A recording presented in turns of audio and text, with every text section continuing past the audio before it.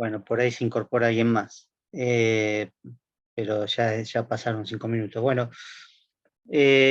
habíamos quedado en hacer hoy una clase de repaso, más que agregar un tema nuevo. Así que vamos a concentrarnos en Saussure, Bakhtin y Benveniste. Y bueno, Benveniste es solamente el artículo que vimos la clase pasada, ¿no? Que nos tocaba repasarlo también por su complejidad y porque lo vimos solamente en esa clase. Más allá de que sea breve, bueno, es bastante denso.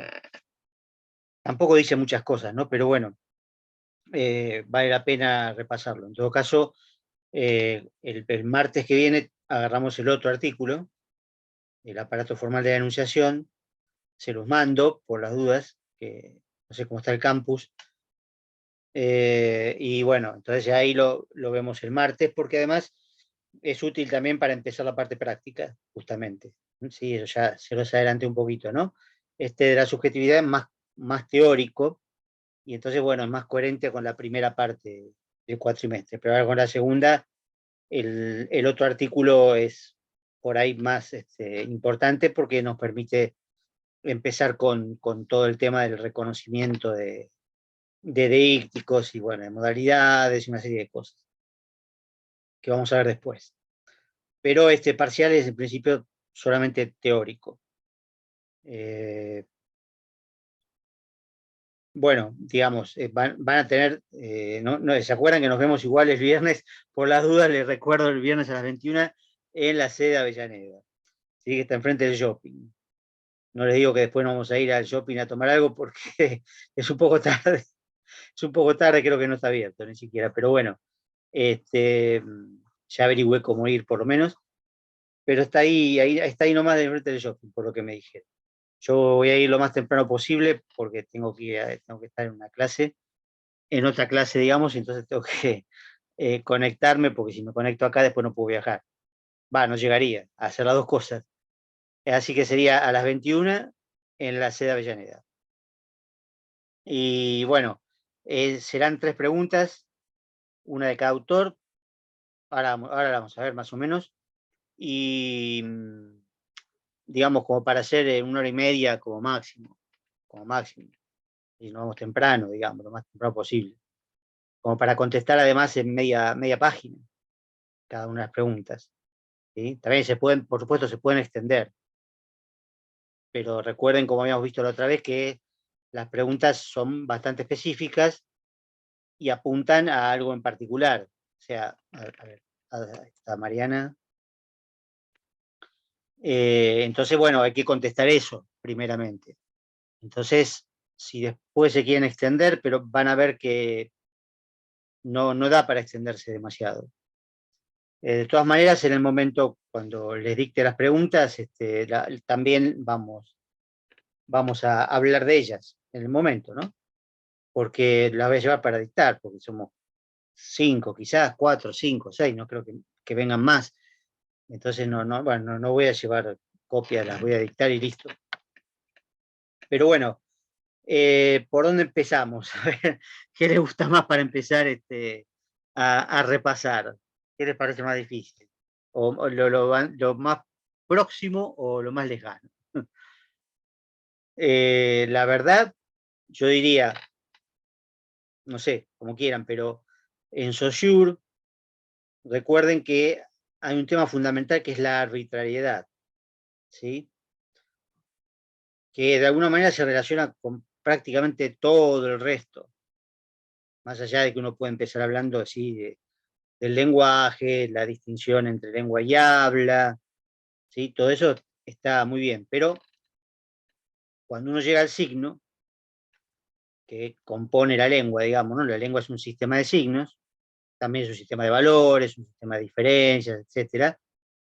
Eh, Creo que eso lo leí ahora en unas actividades que me mandaron, no sé si, creo que fuiste vos, Paula, una actividad es como sistema de diferencias, no, sistema de valores, creo que Sí, había puesto, sí, eso estaba muy bien.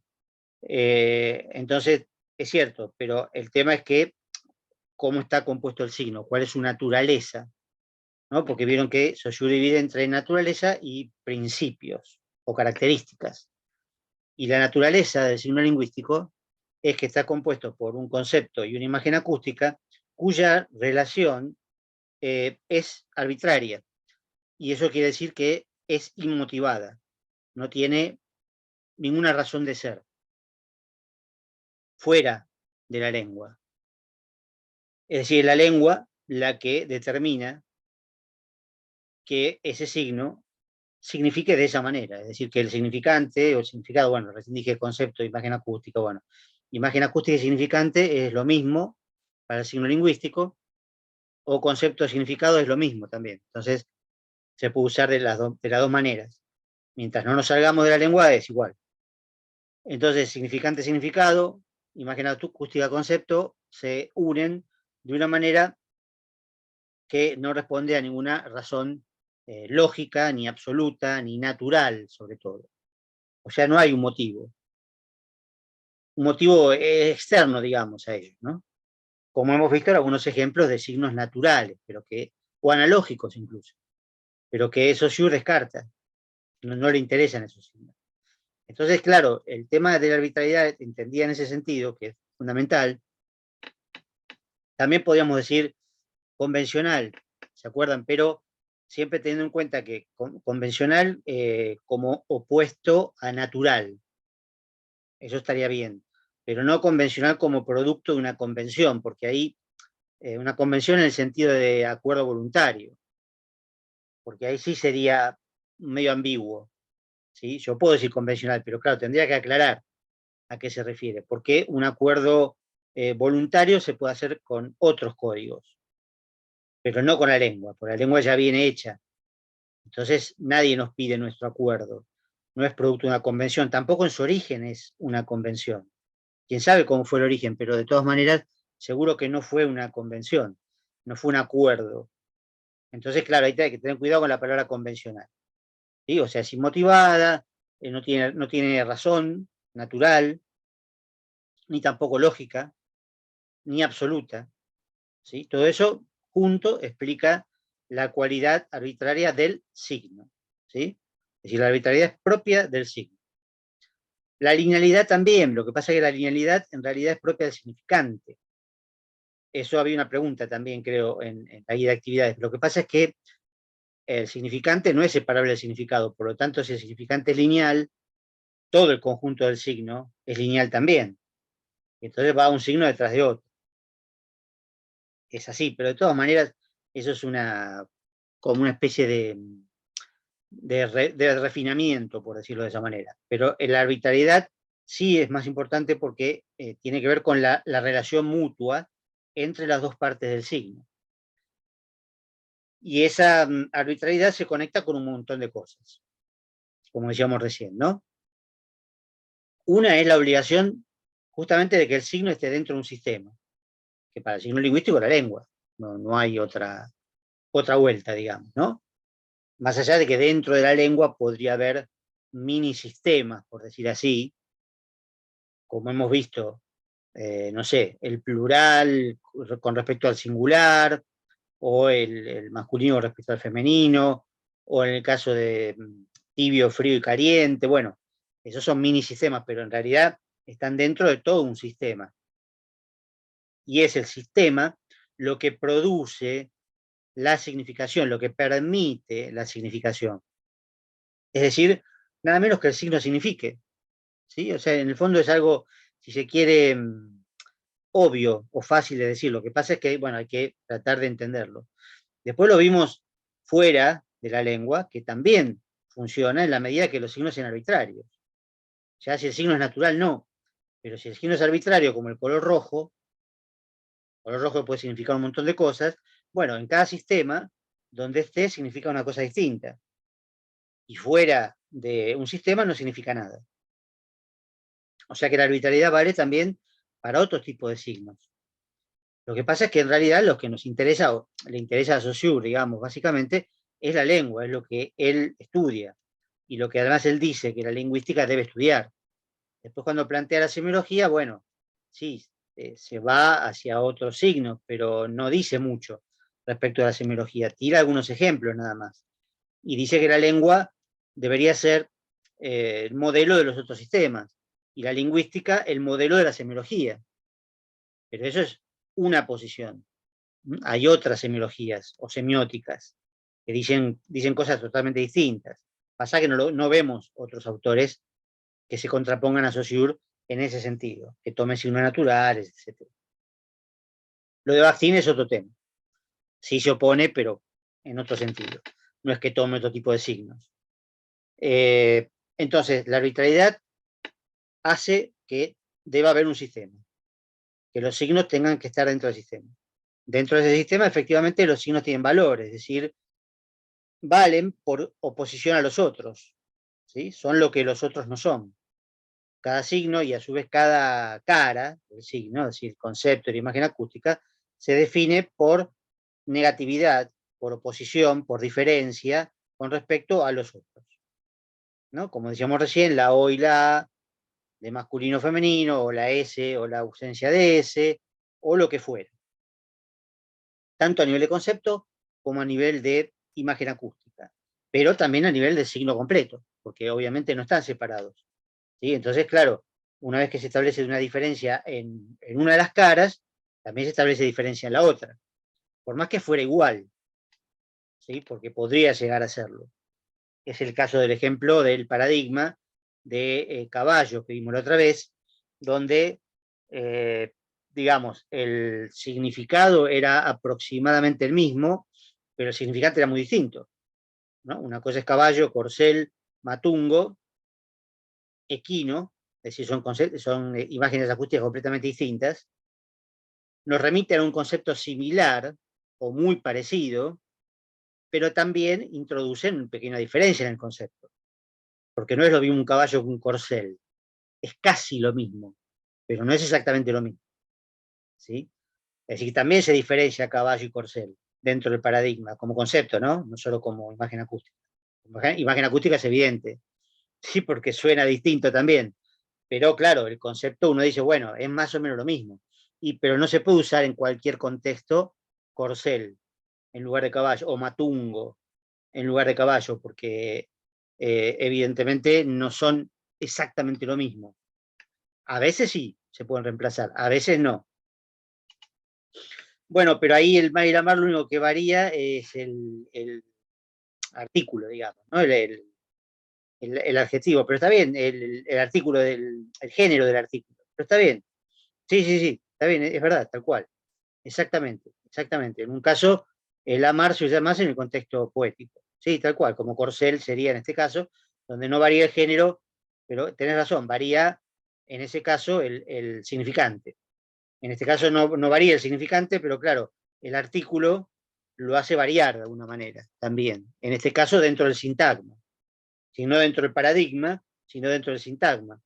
Eso también, digamos, hace que, como dice Saussure, el valor, digamos, y el hecho de la oposición se dé también dentro del sintagma.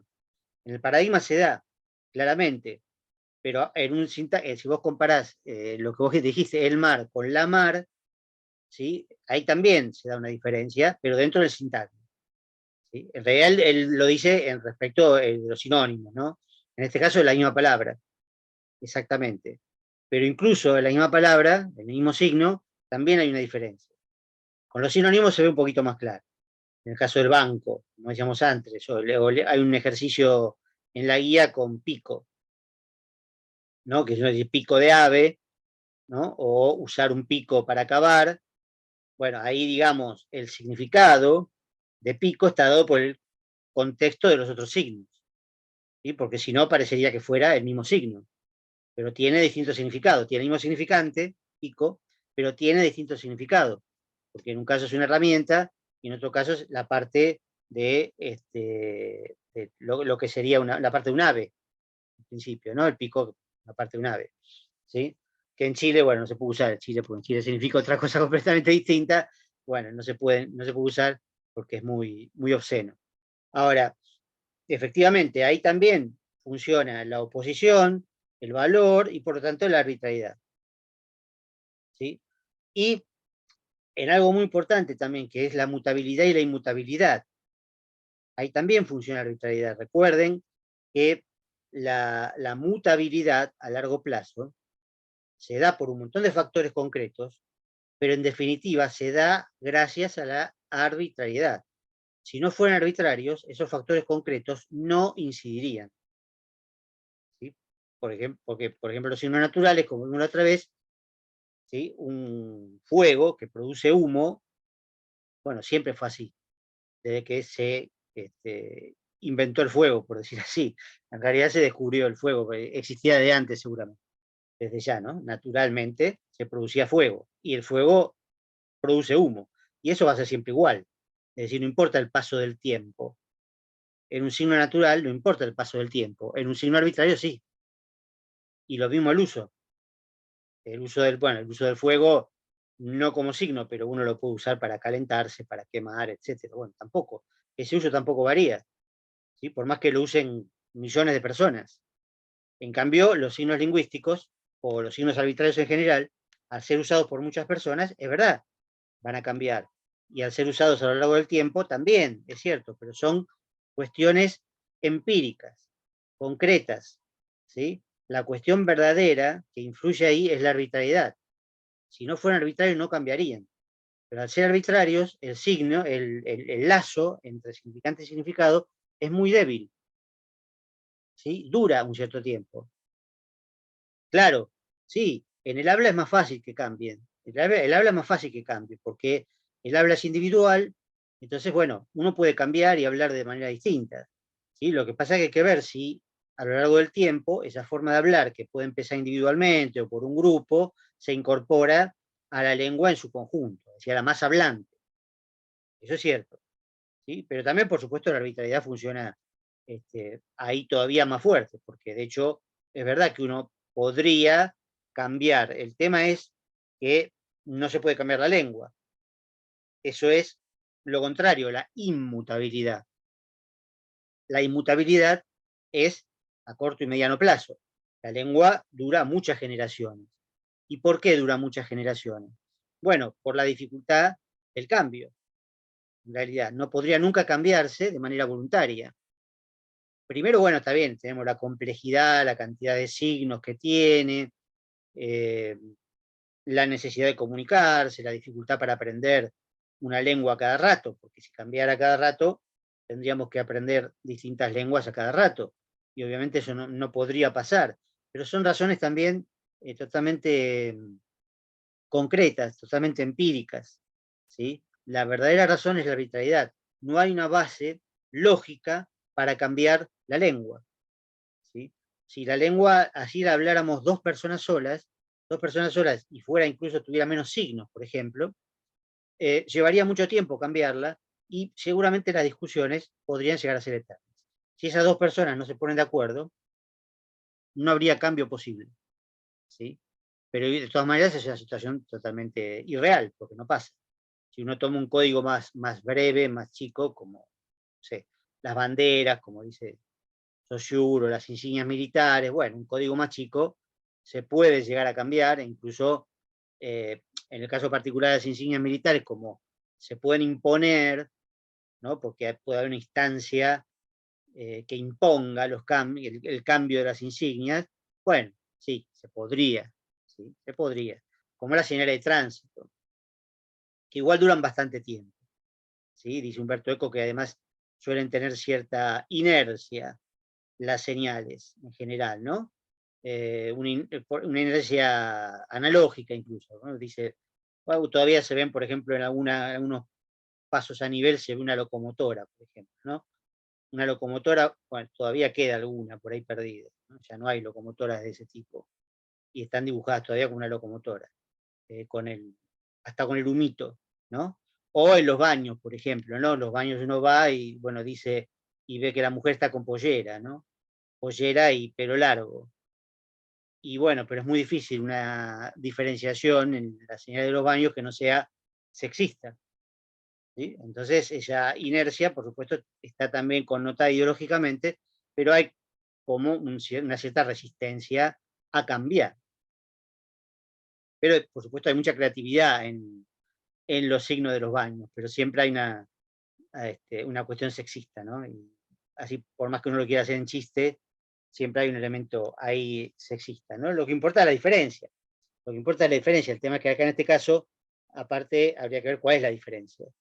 Porque como la diferencia no es totalmente natural, bueno, hay un problema. Hay un problema ahí, ¿no? Es como la puerta que dice bla y la otra puerta que dice bla, bla, bla, bla, bla, bla, bla, bla, bla, bla, bla, bla. Es un chiste, está bien, pero obviamente tiene un contenido sexista que no se puede ignorar, ¿no?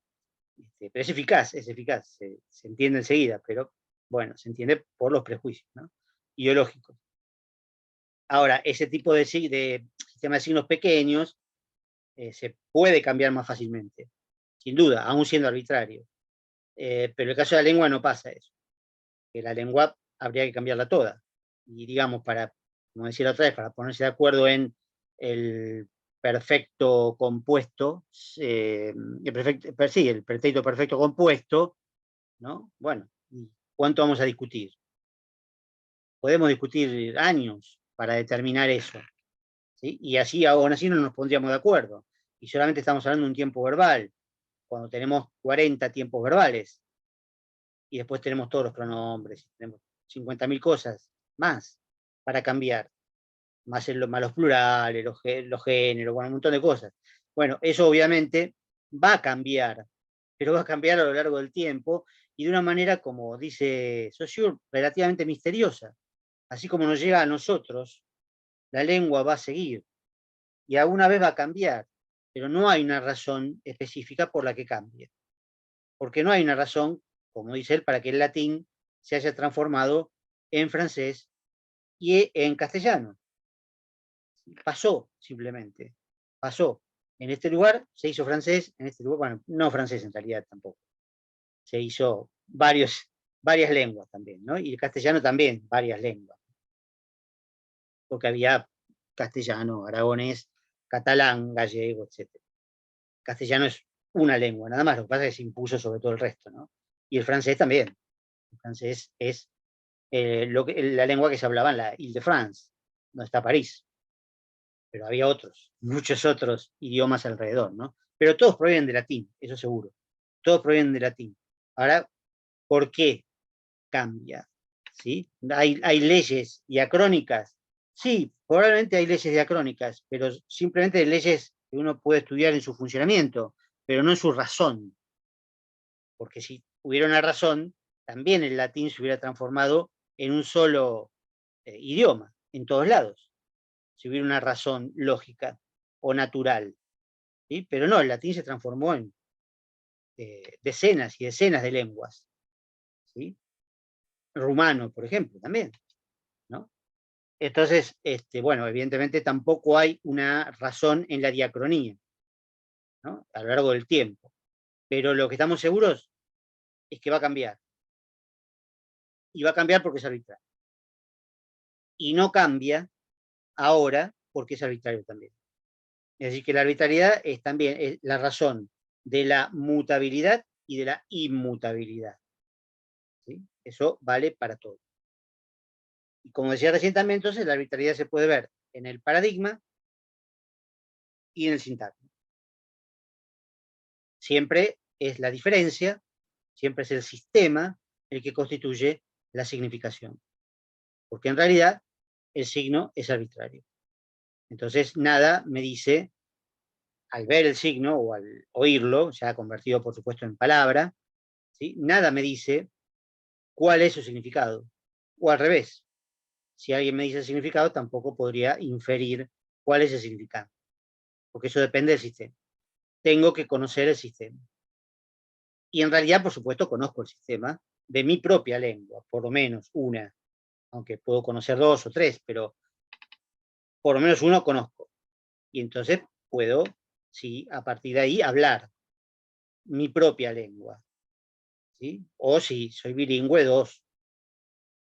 De origen, digo, ¿no? Bilingüe de nacimiento. Es dudoso que exista, pero no importa, podría ser bilingüe de origen o trilingüe de origen. ¿Sí? Y después, por supuesto, que a lo largo de la vida uno puede aprender otras lenguas, desde ya. ¿Sí? Desde ya. Pero eso, no tiene mucha importancia para esto, digamos, ¿no? Simplemente al aprender otras lenguas uno adquiere como una especie de conciencia concreta, bien concreta, de la arbitrariedad, porque se da cuenta que hay significados que solamente funcionan bien en una lengua y no en otra, aparte de los significantes, obviamente, ¿no? Los significantes parece que fuera lo que más cambia, pero en realidad también hay significados propios de una lengua o propios de otra, ¿sí? Entonces, bueno, sí, la traducción es un gran problema en ese sentido. Se puede traducir, pero es un gran problema. Pues yo traduzco Tao del chino, ¿no? Tao como camino, y sí, claro, está bien, más o menos Tao quiere decir camino, pero Tao es el fundamento de una religión, o sea, no es fácil entender qué quiere decir camino para un chino, ¿sí? Para un chino taoísta, o para la cultura y la religión taoísta. Obviamente las equivalencias entre lenguas, que eso es lo que permite la traducción, son sumamente complicadas, muy complicadas en el fondo. Y como vos decías recién justo, Pablo, en la poesía, por ejemplo, bueno, ni hablar, porque en la poesía, claro, no solo se involucra el sonido, sino también la polisemia, es decir, la cantidad de significados que puede tener un signo. Y eso, bueno, para traducirlo es muy difícil, porque no depende solo de la lengua, depende de toda una cultura que hay atrás, de toda una situación espacio-temporal, de un estilo del autor también, por supuesto, eso vale, ¿sí? Pero bueno, digo, no me quiero extender, ¿no? Pero en ese sentido, quiero decir que, bueno, obviamente la arbitrariedad está probada, digamos, por ese tipo de cosas, ¿no? Por el cambio lingüístico y por las diferencias entre las distintas lenguas, ¿no? Sean incluso, aunque tengan el mismo origen, como en el caso del latín, o las lenguas germánicas, digamos, que vienen del anglosajón, ¿no? Como el inglés, o el alemán, el danés, etcétera, que todas tienen un tronco común también, pero también son muy distintas. Y no se entienden entre sí de manera natural. Puede ser más fácil aprender, ¿no? Para un alemán es más fácil aprender inglés, ¿sí? Que para nosotros. Pero nada más que eso, pero no es que se entiendan naturalmente, porque nacieron hablando alemán. Y la gente grande, por ejemplo, no habla inglés. Pero sí, bueno, los jóvenes sí hablan inglés en Alemania porque, bueno, aprendieron en la escuela. Y les resulta más fácil, sin duda, que aprender castellano, por ejemplo. Porque ahí influye un poco el tronco común, digamos, ¿no? Aún así, el alemán tiene características muy distintas al inglés y no es tan fácil tampoco. Por ejemplo, para un inglés aprender alemán es más difícil, mucho más difícil, pero bueno, de todas maneras también tiene cierta facilidad comparada con aprender, qué sé yo, brasileño o portugués, por decirlo así, ¿sí? Pero esas diferencias son importantes, ¿sí?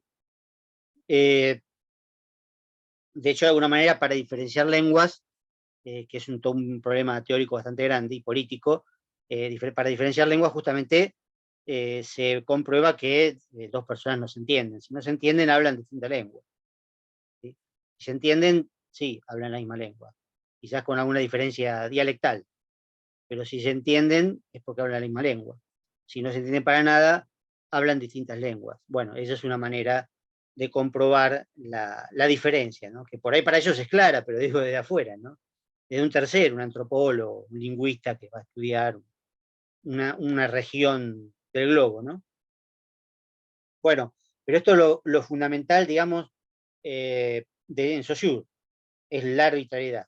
En eso se tiene que concentrar y sobre eso es la pregunta que van a tener y eso es digamos, lo que tienen que tener bien claro en todos estos aspectos. No hay más cosas importantes, digamos, en Saussure, todo lo otro es secundario o está relacionado con la arbitrariedad de alguna manera, pero primero la definición bien clara de lo que es arbitrariedad, su relación con el sistema, obligatoria, y después, bueno, el resto, digamos, la relación con la mutabilidad y inmutabilidad, o diacronía, sincronía, bueno, o lo que fuera, paradigma, sintagma, pero eso siempre como algo secundario a lo que es la definición misma de la arbitrariedad, ¿sí? Eso es absolutamente central. Bueno, quiero que se me corte ahora, bueno, todavía faltan 6 minutos. ¿Sí? ¿Alguna duda por ahí respecto de esto, de Saussure o de, más que nada, de arbitrariedad? Repásenlo bien, si quieren ver de vuelta esto, o la clase que vimos en su momento, que era más larga, ¿no? Lógicamente, pero esto es lo esencial, en realidad, ¿eh? Esto es lo esencial, no hay mucho más que les vaya a servir. Pero bueno, todo lo que puedan repasar, mejor, desde ya, ¿no? Por las dudas. Después, bueno, teníamos a Bakhtin, género discursivos y enunciado, más que nada enunciado, ¿no? Porque los géneros discursivos están formados por enunciados. Puede ser un enunciado, pueden ser muchos, depende. Pero en general, un género discursivo está formado por distintos enunciados, tanto sea los primarios como los secundarios.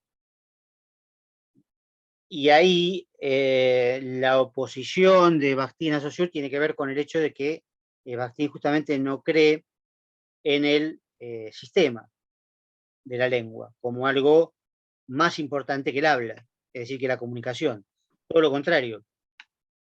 Él dice que lo que importa realmente es lo que se hace con la comunicación, que es el diálogo con el otro.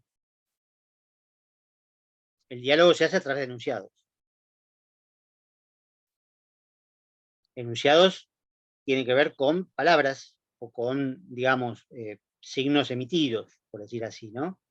Él habla de palabras por ahí, pero por ahí medio confuso, pero lo que importa es la palabra realmente emitida, o conjunto de palabras serían enunciados.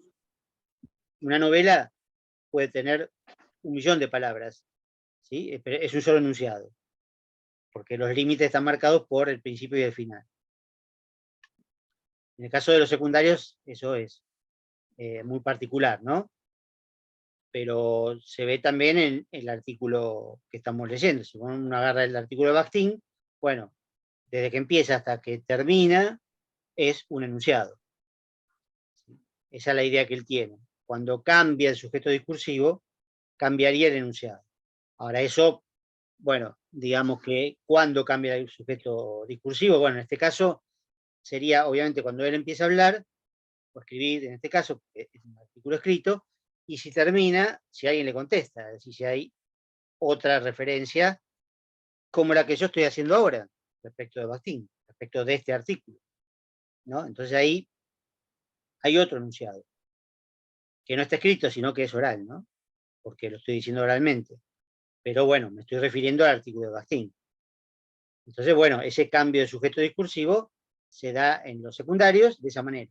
En los primarios también, es decir, yo puedo mandar una carta y la carta es un enunciado. La carta que vuelve, digamos que me contesta, es otro enunciado. Llevado, por supuesto, eso a un WhatsApp o lo que fuera, ¿no? Cualquier otra cosa, un mensaje de cualquier tipo. O una charla, ¿no? Una conversación como género discursivo, cada vez que habla alguien, es un enunciado. Desde que empieza a hablar hasta que termina. Esos son sus límites, son límites discursivos, no gramaticales. ¿Sí? Porque dentro de lo que habla puede haber varias oraciones. Pero ahí entra algo fundamental, que es justamente la diferencia entre enunciado y oración. ¿Sí? Que eso es un poco lo central también en Bakhtin. Porque el enunciado se puede definir por sí mismo, ¿no? Como unidad discursiva. Bueno, pero eso también se compara con la oración, porque la oración es una unidad gramatical. O como un eslabón de la cadena discursiva, ¿no? Una parte de un todo mucho mayor, que no tiene ni principio ni final. Por eso decíamos que la metáfora de la cadena es medio insuficiente, porque claro, una cadena sí tiene principio y final. No puede haber una cadena infinita, pero en realidad a él le gusta, digamos, la metáfora del eslabón, porque un eslabón está enganchado con otros. En ese sentido, el enunciado está enganchado con los anteriores y los posteriores. Pero no hay un primer enunciado ni un último enunciado. Esa definición sí es propia del enunciado en sí mismo. Pero las otras provienen de una comparación con la oración. ¿Sí? Y eso es importantísimo, la comparación con la oración. ¿Sí? Eso ahora lo retomamos porque seguramente se va a cortar. ¿Sí? La cuestión de los límites que dije antes también es una comparación con la oración, o implica una comparación con la oración. Porque los límites de la oración son gramaticales. Están determinados por las reglas de la gramática. Cómo empieza y termina una oración. Bueno, eso lo dice la gramática, no la comunicación. Entonces ahí, bueno, tenemos una cuestión de comparación, un elemento de comparación, los límites, ¿no? De la oración y el enunciado. A ver si, bueno, si se corta, siempre se pasa un poquito, pero nunca sé cuánto.